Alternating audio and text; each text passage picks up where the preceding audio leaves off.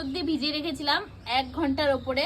তো এখন হচ্ছে গিয়ে ডাবগুলোকে ছেঁচে নিতে হবে এইভাবে শিল নোড়াতে, একদম মনের মতন করে আচ্ছা ছেঁচবা। প্রিয়া, একটা কথা বলবো? হ্যাঁ। মিথ্যা কথা বললি কেন? কালকে ডাবটা আমরা ফ্রিজে ঢুকিয়ে রেখেছি লাস্ট পর্যন্ত, কালকে আর খাওয়া আরে হয়নি। না মানে দেখো, তোমরা তো খাবে, তখন তোমরা 1 ঘন্টা ভিজিয়ে রাখলে যথেষ্ট। আমরা কালকে আর খাইনি। টমেটো মাখা খাওয়ার হ্যাঁ। পরে ভাত খেয়ে স্নান করে চলে গেছিলাম আমাদের জায়গাতে, মানে জমিতে। হ্যাঁ, তো মানে জায়গা যেটা কিনেছি সেখানে, তাই আর খাওয়া হয়নি। আজকে কি যাবো আমাদের জায়গাতে? ঘাসগুলো যাক। পরিষ্কার করতে হবে। গাছগুলো নিজেরা কি করে বসে করবো?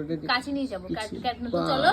ও কথা বাদে আগে দেখো ডাবগুলো কিভাবে ছেঁচতে হবে। ঠিক যেইভাবে তোমরা কাউকে ছেঁচতে দাও, তোমাদের এক্স, তারপর যার সাথে তোমার বিশাল ঝামেলা, তারা যেভাবে মনে করবে যে তারা ছেঁচতেছে, তার জন্য তাহলে ভালো করে ছেঁচতে পারবা। ঠিক